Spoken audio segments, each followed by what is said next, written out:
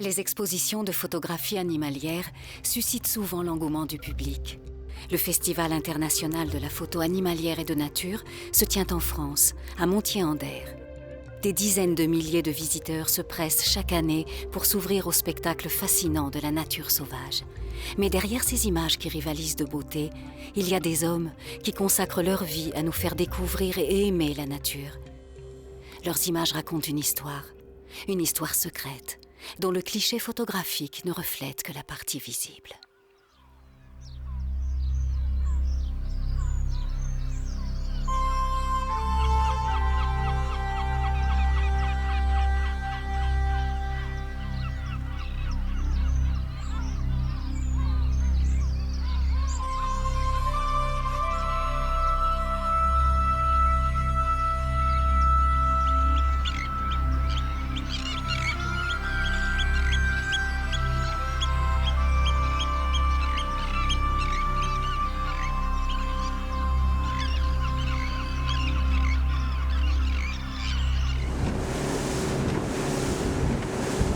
Nous sommes en Bretagne, dans l'archipel de Molène. Christophe Courteau accompagne le délégué régional adjoint de l'Office national de la chasse et de la faune sauvage en tournée de surveillance. Il espère pouvoir photographier les phoques gris qui fréquentent ces récifs. Là, la mer est blanche, là, on devrait les voir facilement. S'ils sont pas trop éloignés, on devrait les voir. Ouais.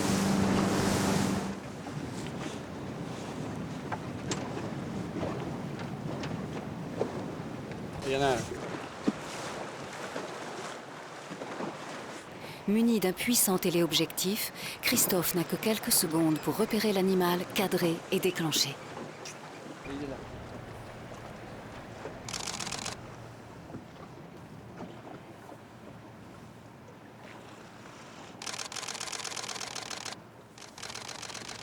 Avec un objectif stabilisé, on arrive à faire des photos des phoques qui sont dans l'eau, qui vont, qui viennent, qui font le bouchon, c'est-à-dire qui dorment en prenant leur respiration et qui vont s'enfoncer dans les algues.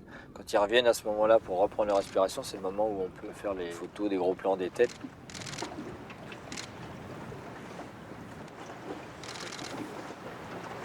Alors ça c'est un gros mâle.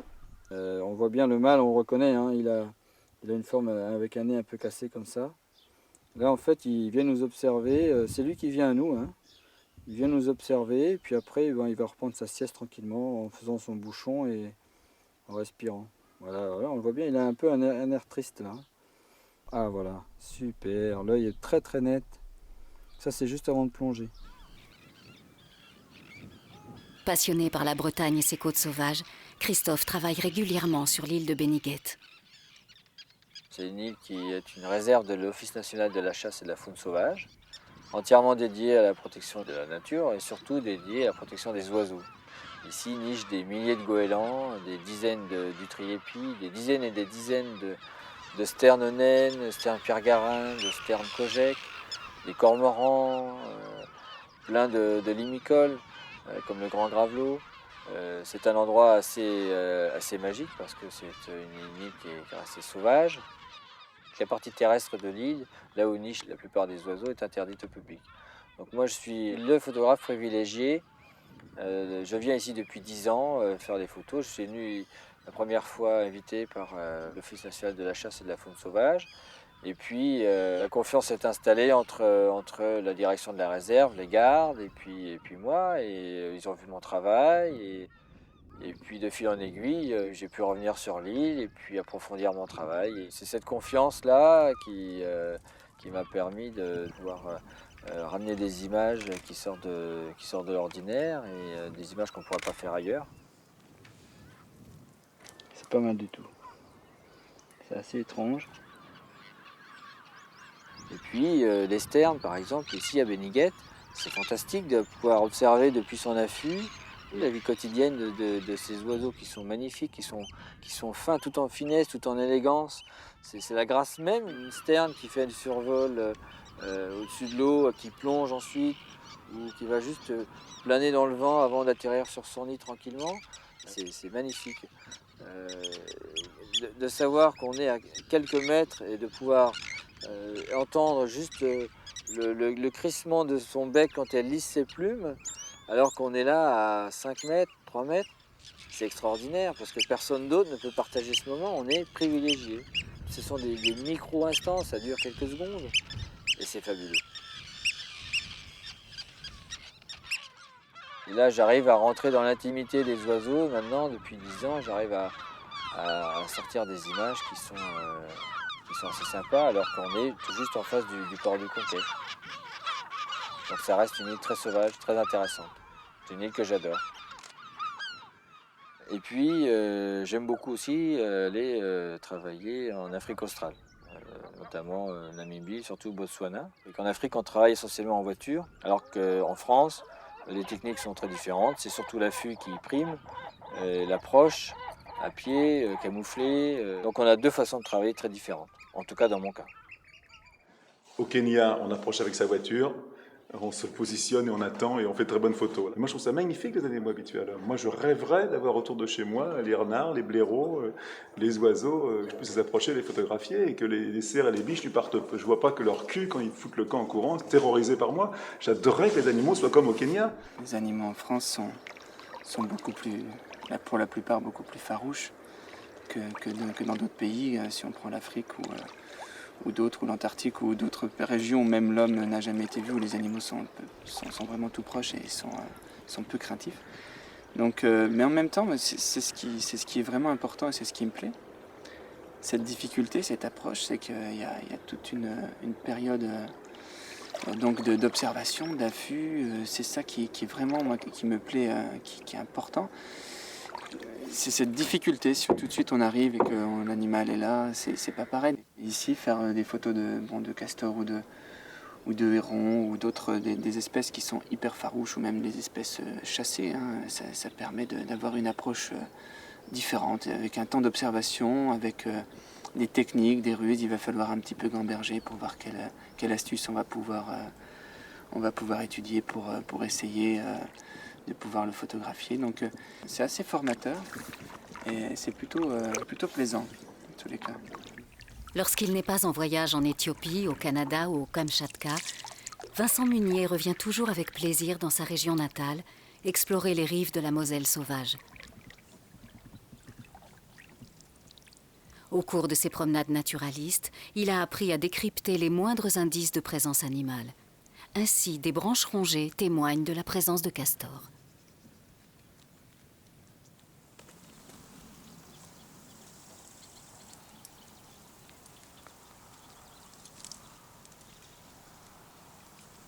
Il y en a un qui est en lisière là-bas. Contrairement à son cousin américain, le castor européen est surtout actif la nuit. C'est donc au coucher du soleil que Vincent peut le voir sortir de son terrier. Ce soir, la lumière est idéale et le décor particulièrement esthétique. Des conditions indispensables pour le photographe. Vincent se dissimule non loin d'une branche de saule qui pourrait bien susciter l'appétit du rongeur. Il n'y a plus qu'à attendre que la gourmandise du castor l'attire par ici.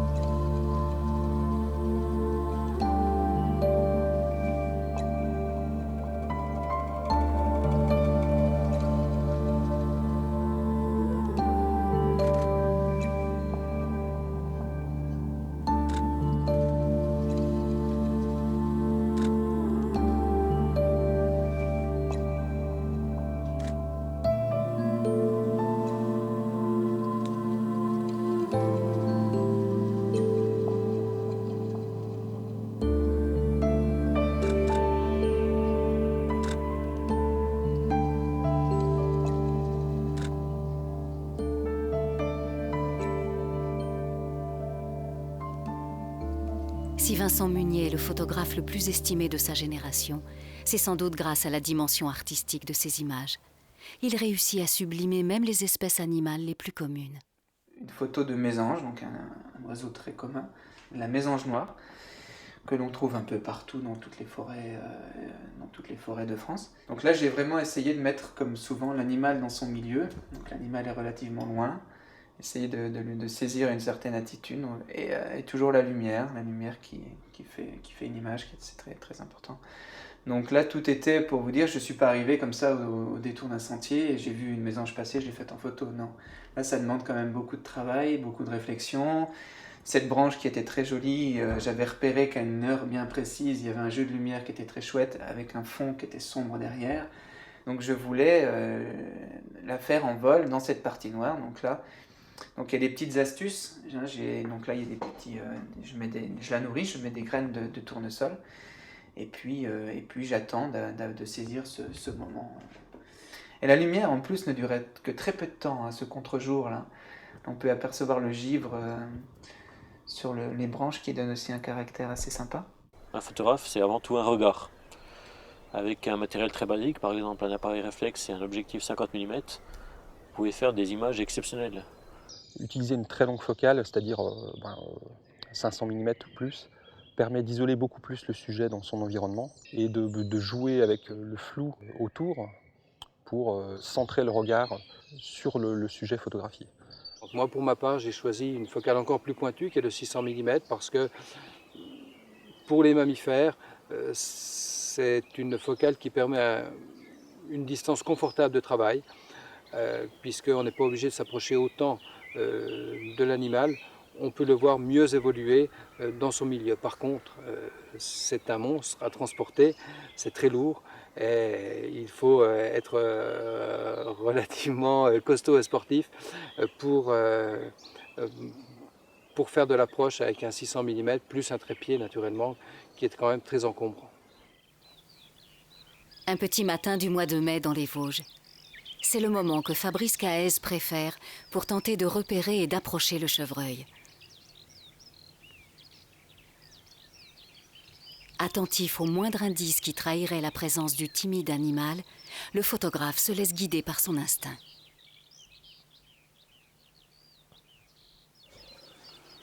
Voilà, petite pincée de talc qui s'envole, ça nous indique dans quel sens souffle la brise, puisque ce matin il n'y a pas énormément de vent. Toujours avancer avec le vent de face, si l'on veut photographier des mammifères. Un renard, un chevreuil est capable de sentir une présence humaine à 150 mètres ou 200 mètres, donc on n'a pas le droit à l'erreur.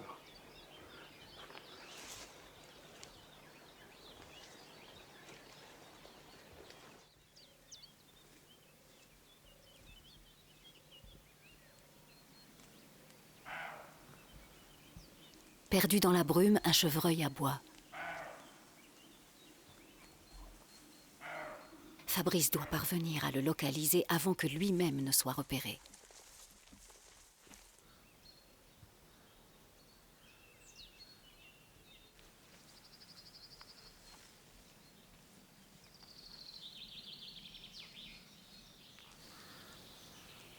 Le décor est très joli et c'est vrai qu'on commence à penser à une belle photo. D'autant que le soleil perce la brume avec des tons pastels qui seraient au conditionnel du plus bel effet.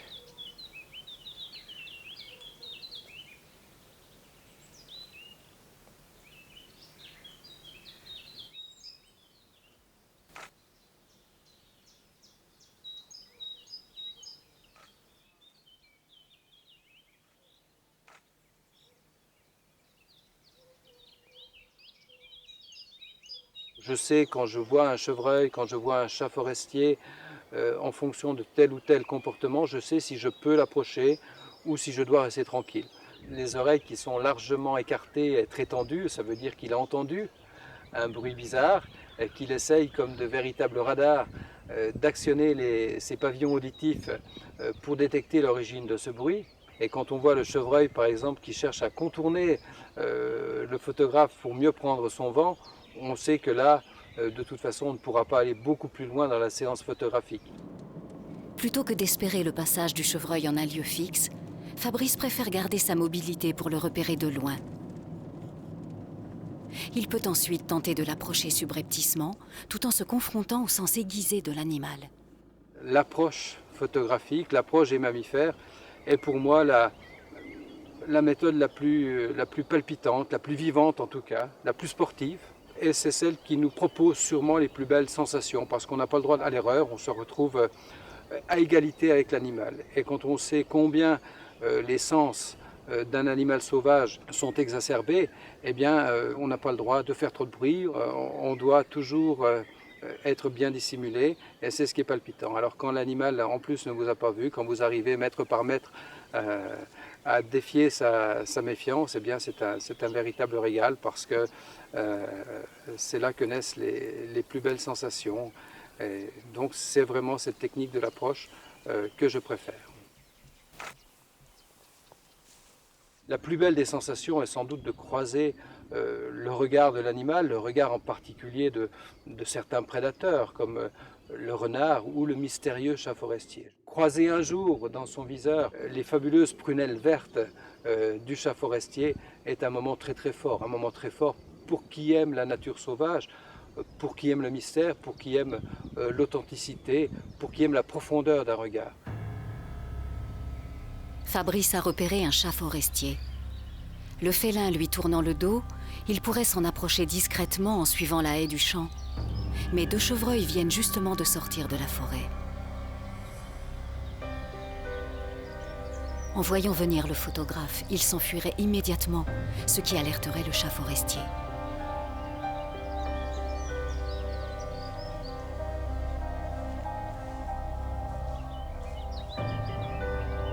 Fabrice n'a pas d'autre choix que de prendre son mal en patience.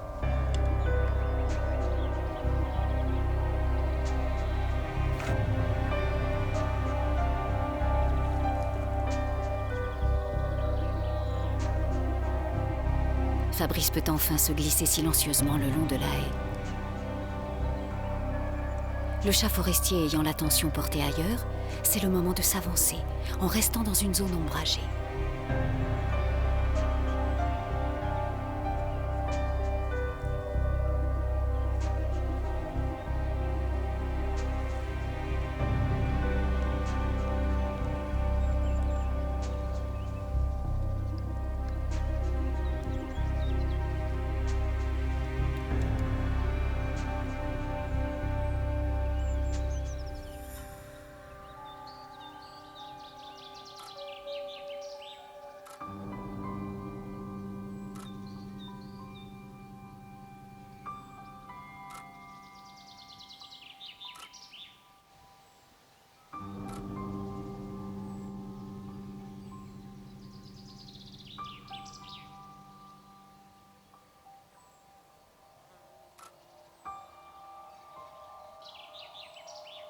S'il s'assoit, c'est qu'il y a quelque chose qui commence à l'interpeller.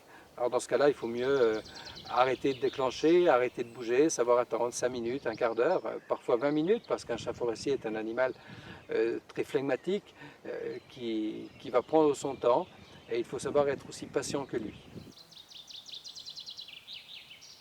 C'est seulement lorsqu'on connaît bien son sujet, qu'on sait exactement par quel endroit il va arriver, quelle direction il va prendre. Et c'est quand on connaît tous ces éléments-là qu'on peut réaliser de bonnes images. Mais jamais comme ça par hasard, ou alors très gros coup de chance. Je crois que la chance est à mettre surtout au profit de la persévérance, au profit de l'instinct, au profit de la connaissance, au profit de l'expérience, au profit aussi parfois, pourquoi ne pas le dire, du talent. Et c'est tout ça qui fait un photographe animalier. Dire j'ai eu un coup de chance, oui bien sûr on a eu un coup de chance, mais si on n'avait pas été là à ce moment-là, si on n'avait pas choisi d'être là, la chance ne serait pas venue. La part du hasard, elle existe bien entendu, la part de la chance aussi, mais elle est quand même reléguée au deuxième plan. C'est essentiellement la préparation dont va dépendre le succès de la photo. Un affût mal préparé, c'est un affût qui va échouer pratiquement à tous les coups. Donc la préparation, l'observation préalable, c'est la clé de la réussite. Je vais installer mon affût en fonction de ça, par rapport à un spot particulier, où je sais que l'animal va venir là, il a ses habitudes, il va passer ici. Bon, ben j'oriente mon affût en fonction de ça, de façon à avoir, soit je choisis un contre-jour délibérément, et là je vais me mettre à l'opposé, ou alors au contraire, je vais essayer d'avoir un angle qui correspond en fonction du terrain, parce qu'on ne peut pas toujours se mettre là où on veut, effectivement, s'il y a de l'eau, s'il y a un trou. Tout état de cause, c'est la préparation, l'observation, longue parfois, qui demande plusieurs semaines parfois. C'est ça qui conditionne la réussite. Le problème dans ces cas-là, c'est plutôt d'arriver à construire un affût, qui est quand même un truc important hein, dans un milieu naturel. C'est une construction qui se voit, même si on essaie de la faire de la façon la plus discrète possible. Et il ne faut pas que les animaux soient perturbés par cette construction-là. Normalement, ils n'ont pas conscience de notre présence, parce qu'on vient, quand c'est des espèces difficiles, on vient à la nuit, on ressort à la nuit pour pas qu'ils puissent nous voir approcher. Et par contre, notre affût, il faut bien le mettre, et ça, ils sont obligés de le voir. C'est ça qu'ils doivent accepter. Il peut même arriver que l'affût soit placé au pied d'une cascade, comme lorsque Daniel Magnin photographie le cincle plongeur. Le cincle plongeur, c'est un oiseau très discret, avec des couleurs assez ternes finalement, mais il est très original par son comportement. C'est un oiseau qui ne quitte jamais la rivière. C'est le seul passereau qui est capable de nager, de plonger et qui va chercher sa nourriture au fond de l'eau. Pour repérer le nid ici, ça s'est passé tout d'abord à l'automne, à un moment où la cascade, il y avait très peu d'eau dans la cascade, et j'en ai profité pour faire un repérage, et ça m'a permis de voir qu'il y avait un ancien nid, donc au printemps suivant, je suis venu voir si le nid était de nouveau occupé.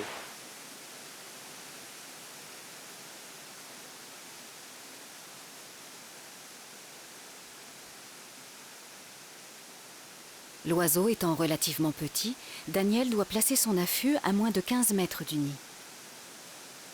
Le nid est invisible parce qu'il est caché par l'eau qui tombe à gros bouillon. Les jeunes ont déjà une bonne quinzaine de jours. Et le couple de 5 donc, va et vient très régulièrement le long de cette rivière pour leur apporter du ravitaillement. Les cincles font une grande consommation de ces larves de frigane qu'on appelle aussi les traîne-bûches. Il va les pêcher en s'immergeant donc complètement sous l'eau et en retournant les galets avec son bec. Ne pouvant se permettre d'effrayer le couple d'oiseaux en période de nourrissage des petits, Daniel profite des quelques minutes où les cincles quittent le nid pour installer son affût.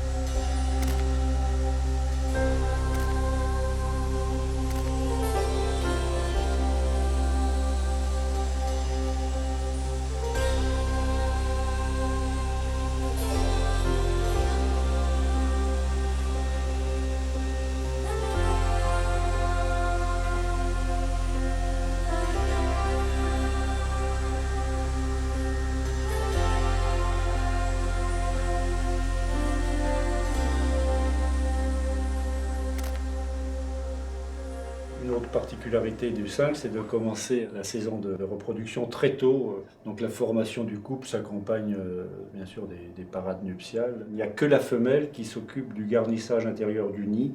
Le nid du cincle est toujours construit au-dessus de l'eau, ce qui fait que les jeunes cincles sortant du nid avant de savoir voler, leur premier contact avec le monde extérieur, c'est une chute dans l'eau. Les jeunes étant sortis du nid continuent d'être nourris par les parents et on les voit ici à l'approche de l'adulte ouvrir grand le bec et se prosterner comme ils ont l'habitude de le faire en relevant les ailes et en criant beaucoup. En Franche-Comté, Florent Cardinaux souhaite photographier des renardeaux nés quelques semaines plus tôt.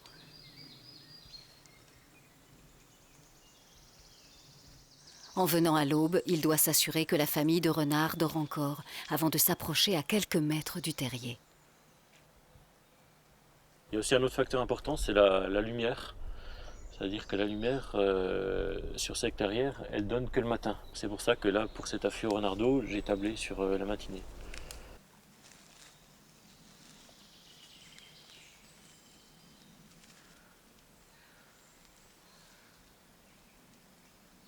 C'est très important aussi de ne pas se faire repérer, parce qu'une fois que vous êtes repéré par l'animal, c'est beaucoup plus difficile par exemple d'avoir des attitudes naturelles.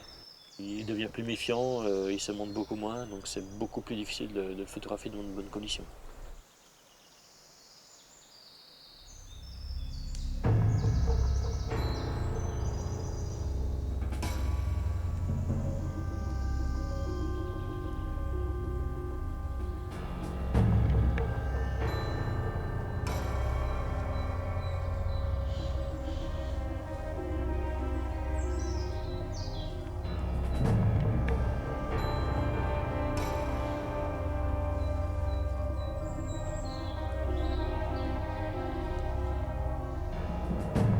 Pour mieux se fondre dans le cadre végétal, Florent construit directement son affût sur place.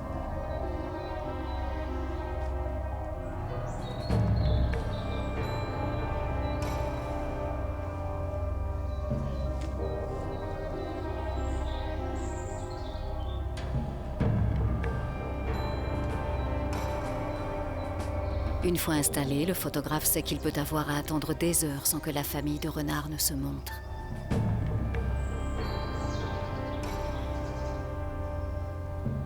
Mais en ce cas, la matinée n'aura pas été perdue pour tout le monde. Araignées, fourmis, moustiques et limaces se seront fait un malin plaisir à venir chatouiller le photographe immobile.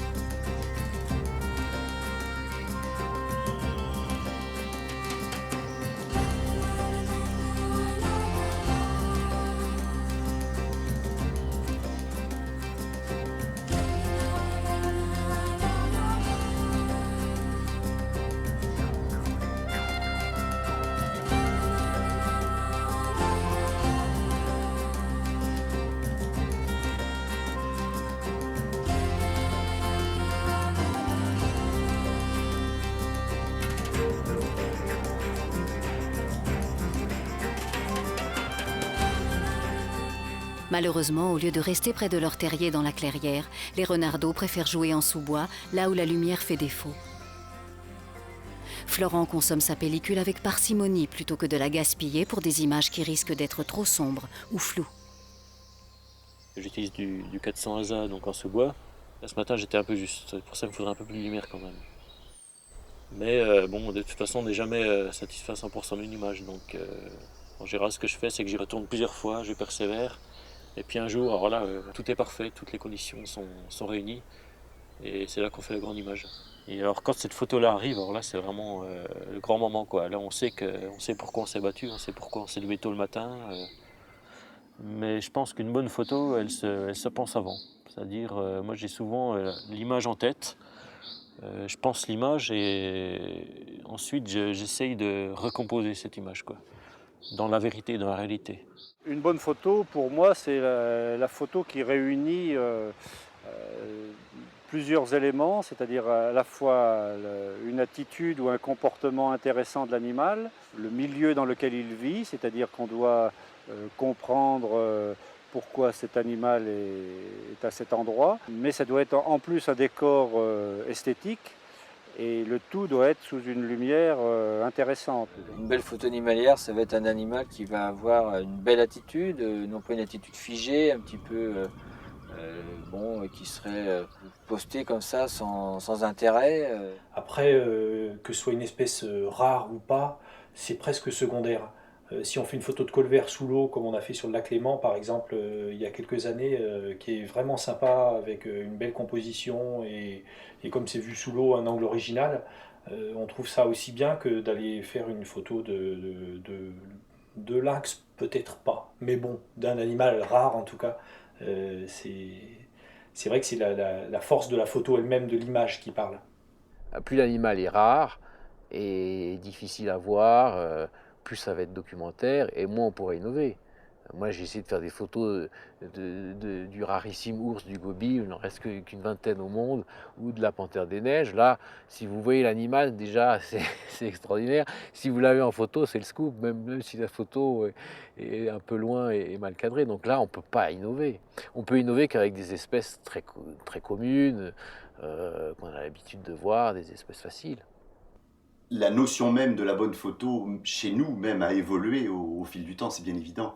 Je pense que d'ailleurs pour la plupart des photographes animaliers, dans les années 80, on faisait rarement une belle photo d'animaux. Faire une photo d'animaux à l'époque, c'était, avec le matériel qui était quand même beaucoup moins performant, c'était réussir à approcher suffisamment un animal pour l'avoir plus ou moins en gros plan, si possible avec une belle lumière sur la photo.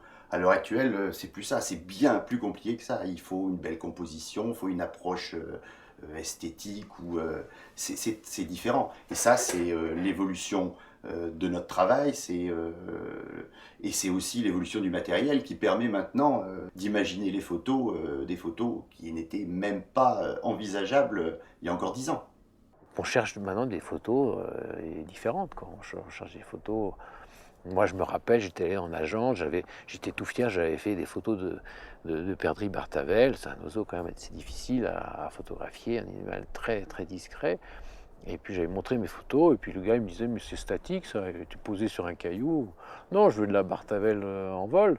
C'est impossible, la bartavel en vol, elle décolle à 80 à l'heure, elle tombe comme un caillou dans le vide, c'est impossible à faire. Et donc les gens souvent ne se rendent pas compte. Il y a eu une époque pour ça où on n'avait pas le matériel qui permettait de faire des photos d'action, où on ne voyait, il y a 30 ou 40 ans, que des animaux figés, postés, avec des attitudes un petit peu ahuries comme ça. Maintenant c'est fini, on essaye on a la technique qui nous permet d'avoir du mouvement dans l'image. Une photo d'un mouvement, ça va te figer le mouvement dans une attitude que l'œil ne verra jamais. C'est ça qui est extraordinaire. Surtout quand on travaille avec des hautes vitesses, une hermine qui bondit, l'œil humain voit une flèche blanche qui passe à tout, on voit rien. Est-ce que la photo est extraordinaire pour ça? Et puis bien sûr, alors avec les très hautes vitesses, moi j'en fais pas, mais les gens qui font des photos de papillons en vol, c'est extraordinaire. On voit les ailes du papillon qui se courbent, ce qu'on ne verrait jamais à l'œil nu. La photographie de papillons en vol est justement la spécialité de Ghislain Simard. Cet ingénieur a construit un dispositif spécial pour réaliser des images hors du commun. Je monte un grand angle pour faire la prise de vue en contre-plongée.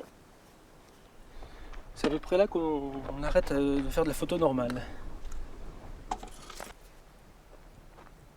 J'ai commencé par photographier les papillons gentiment posés sur une fleur, ce qui est déjà pas si simple que ça, pour finir par me rendre compte qu'il manquait quelque chose de très important dans mes images, et qui était lié au fait que les papillons sont de vraies fleurs volantes et ils passent plus de la moitié de leur existence à voler, et j'avais pas une seule image de papillon pris en plein vol.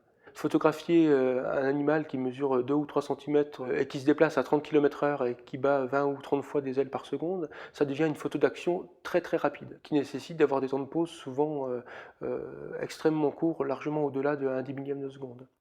J'ai commencé à mettre au point mes techniques alors que j'étais élève ingénieur à Besançon, et après une dizaine d'années d'efforts, j'ai réussi en fait à surmonter les différents défis techniques qu'il faut relever pour réussir à photographier enfin les papillons en vol dans leur milieu sans que la technique soit présente dans l'image.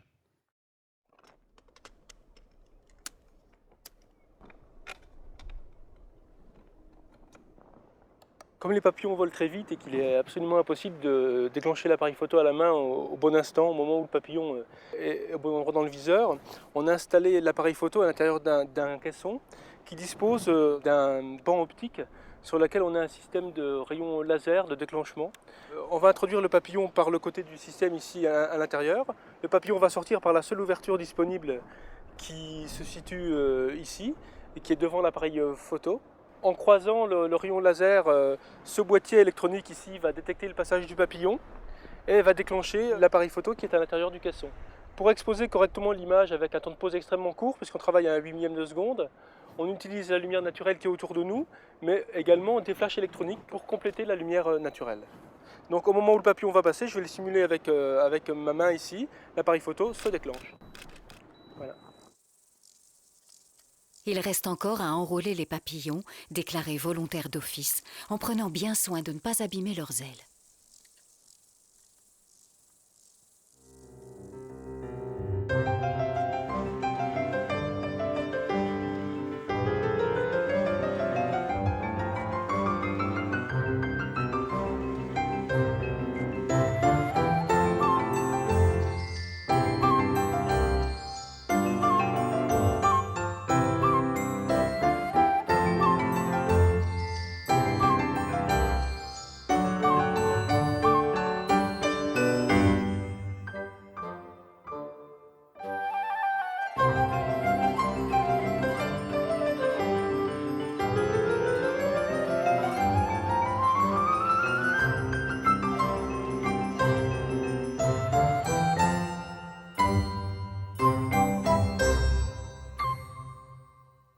Ce que j'essaye de faire, c'est de montrer tout autant le papillon lui-même que l'environnement dans lequel il évolue.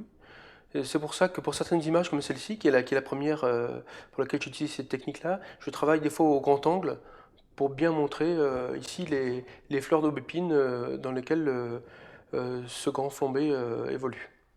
Ce coucher de soleil a été réalisé en automne, au moment où le soleil descend très, très progressivement sur l'horizon, qui m'a permis d'avoir plus de temps pour travailler. Et pour avoir une image bien équilibrée, j'ai dû éclairer le papillon en contre-jour avec un flash électronique coloré pour reproduire la couleur du soleil.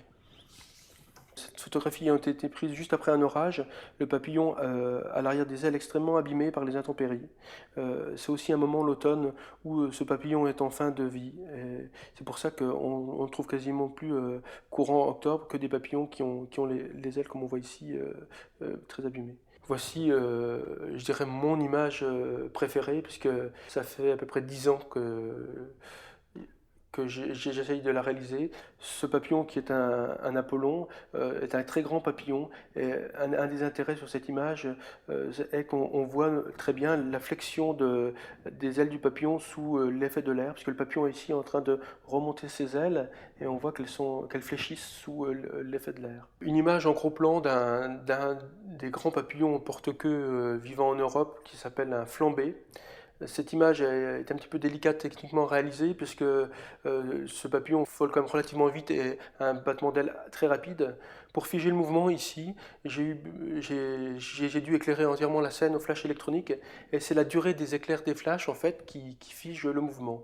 Cette image a été prise avec une durée d'exposition de seulement 1/30 millième de seconde. J'ai passé de nombreuses années à relever les défis techniques qui permettent de photographier les papillons en vol. Et j'ai été très honoré en 2004 de recevoir pour cette image-ci une mention technique de la part du jury du concours du Festival international de photographie animalière de Montier-en-Der, qui est quand même pour moi vraiment une reconnaissance du travail accompli pour arriver à ce type d'image. Au niveau matériel, les évolutions techniques depuis qu'on a commencé, ça a été fantastique. Nous, on a commencé nos premières images, on voyait à peine à travers le viseur, c'était un dépoli qui était très gris, très noir. Il fallait vraiment regarder à côté de l'appareil pour savoir si la lumière était bonne ou pas et si on pouvait faire des photos à ce moment-là. Après, on a eu une grosse évolution qui nous a énormément aidé pour le type de photo qu'on fait, c'est l'autofocus. Avant, une photo d'oiseau en vol, c'était un miracle. Maintenant, c'est devenu facile. Et puis après, il y a eu effectivement l'arrivée du numérique, là, en ce qui nous concerne, c'était il y a 2 ans. Et ça a aussi apporté pas mal de choses. Ça n'a pas que des bons côtés d'ailleurs, mais ça en a certains. C'est tout bêtement au niveau prise de vue, on a besoin de beaucoup moins de lumière. Et du coup, on peut faire des photos beaucoup plus tard le soir, beaucoup plus tôt le matin, avec des lumières sous la pluie, des lumières très grises, et ça rend des choses vraiment bien qu'on ne pouvait pas faire avant. On est obligé après de télécharger nos images sur un ordinateur. On peut être vite tenté de modifier l'image et modifier les couleurs. C'est pas facile. Donc la diapo, elle était là, on avait l'hectale original, on ne pouvait vraiment plus tricher. Maintenant, avec le numérique, ça ouvre un peu plus possibilité à modifier les images. Et ça, pour moi, c'est important, surtout dans la photo de nature, en tous les cas, de le dire que l'image n'a pas été modifiée. Je veux garder cette authenticité. Après, c'est des documents qui sont naturels, qui sont vrais. Après, il ne faut pas que le grand public ait cette ambiguïté de se dire est-ce que c'était trafiqué ou non. C'est pourquoi certains photographes, comme Florent Cardinaux, préfèrent encore travailler en argentique. Car si le coût de la pellicule limite la productivité du photographe, les contraintes du travail sur diapositive témoignent de la qualité de son savoir-faire. Je travaille en diapositive. La diapositive permet vraiment de restituer les couleurs fidèlement. Donc on travaille par exemple avec des lumières, des contre-jours qui seront rendus très fidèlement sur la diapositive. Je ne recadre jamais également mes photos. Donc il faut que tout soit parfait dès la prise de vue. Quand j'appuie sur mon déclencheur, il faut vraiment que tout soit parfait. Pour certaines photos, les bonnes conditions sont réunies sur uniquement une dizaine de minutes. Par exemple, pour mes contre-jours sur le soleil couchant, ils sont réalisés vraiment dans les 10 dernières minutes de soleil.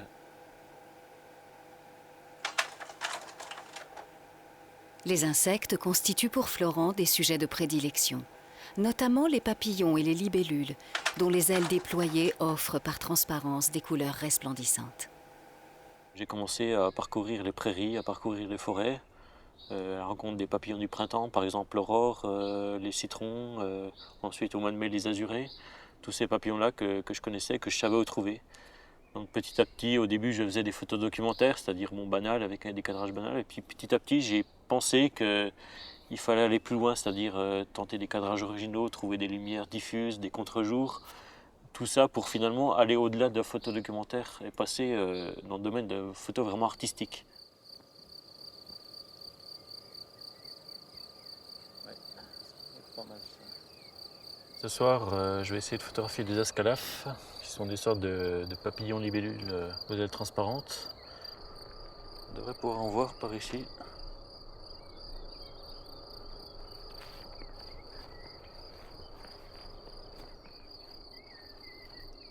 Ah si, les voilà, ils sont sortis. Ah, ça c'est bien, c'est la première fois que je les vois là. Il est pas mal celui-là avec le soleil en contre-jour là.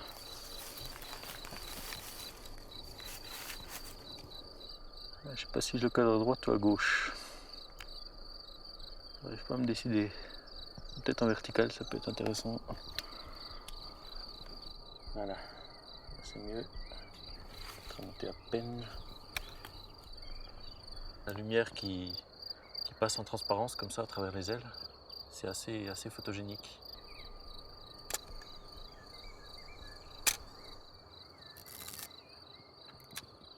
Je vais tenter une photo au 18 mm en contre-plongée sur fond de ciel. Ça peut être intéressant.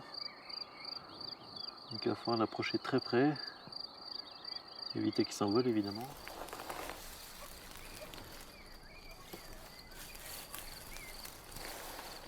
Et centimètre par centimètre. Pas évident, faut pas que je bouge les herbes. Et je vois très bien, ils ont une très bonne vision latérale.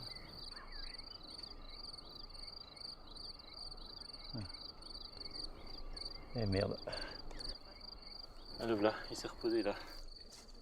Il faut que j'écarte les graminées devant pour installer mon appareil.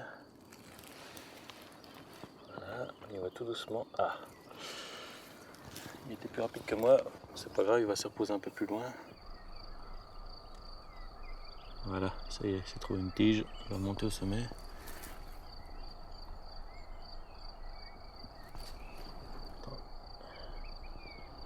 Voilà.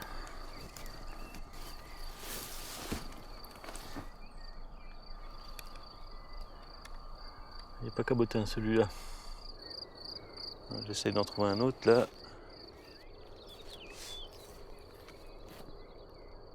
Il y en a un là-bas, je vois là. Voilà, c'est bien.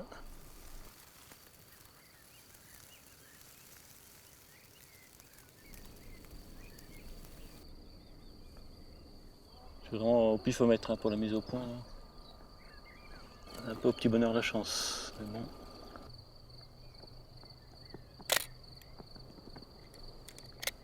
Voilà, tant qu'il ne s'envole pas, je vais faire des photos. Je vais varier les cadrages de manière à avoir le plus de photos différentes. Corinne, je vais essayer de m'approcher à peine plus. On va essayer d'en trouver un autre avant que le soleil se couche.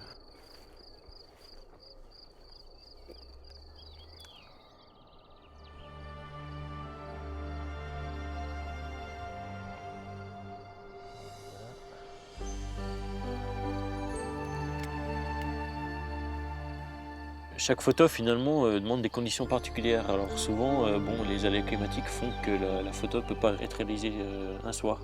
Donc je retourne le soir suivant, etc. Donc finalement je persévère jusqu'à obtenir la photo qui me plaît vraiment, qui me rend heureux finalement, quoi. La nature finalement, je l'ai apprise comme ça sur le tas. Hein. Et puis vers l'âge de 18 ou 20 ans, c'est là que la passion de l'image est venue se greffer là-dessus. C'est le jour où j'ai vraiment tenu pour la première fois un appareil dans mes mains. Ça a été un jour extraordinaire parce que là j'ai compris que finalement on pouvait figer un mouvement de vie, un instantané de vie pour l'éternité finalement. Alors que ce moment il continuait ensuite, il se modifiait. Tout est éphémère, un papillon qui naît, il vit quelques mois, quelques semaines et puis il meurt. Mais la photographie permet de figer comme ça ce moment de vie. Et c'est ça qui est important pour moi. Cette photographie de faucon pèlerin elle représente beaucoup pour moi. Le faucon pèlerin, c'est un oiseau mythique tout d'abord. C'est l'oiseau le plus rapide du monde. Il vole très très haut pour repérer ses proies, des oiseaux. Et il fond sur elles ensuite en repliant ses ailes. Et c'est à cette occasion qu'il peut atteindre des vitesses dépassant les 300 à 400 km/h. Souvent il a des branches perchoirs au sommet de la falaise, au-dessus du vide, sur lesquelles il a ses habitudes. C'est aussi un oiseau très farouche, c'est-à-dire qu'il faut déjà l'habituer à la présence de l'affût avant de commencer les prises de vue. Donc souvent je pose mes affûts environ 2 mois à l'avance, de manière à ce que l'oiseau s'y habitue bien avant seulement de démarrer la phase de prise de vue. En faisant beaucoup d'heures d'affût, en général je fais 5 ou 6 heures d'affût d'affilée, j'arrive comme ça à photographier cet oiseau. Avant d'intégrer son affût, Florent doit préalablement s'assurer que le faucon n'est pas déjà posé sur la branche. Ces affûts se trouvent vraiment au bord du vide, hein, il ne faut pas avoir peur du vertige, dans des conditions souvent assez précaires, puisque cet oiseau se pose vraiment sur des branches au-dessus du vide.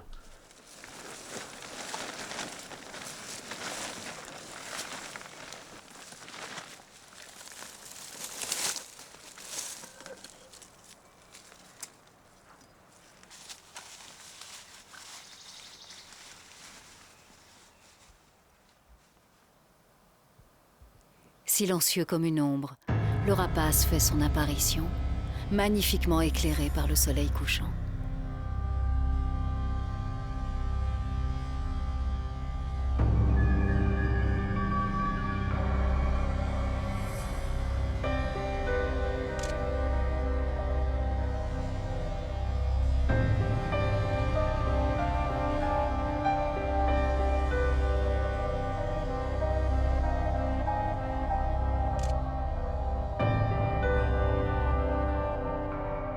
C'est un oiseau assez rarement photographié. J'ai passé beaucoup de temps sur le terrain pour le photographier. J'ai eu beaucoup de désillusions, mais lorsqu'on réussit une photo de lui, c'est vraiment un grand moment.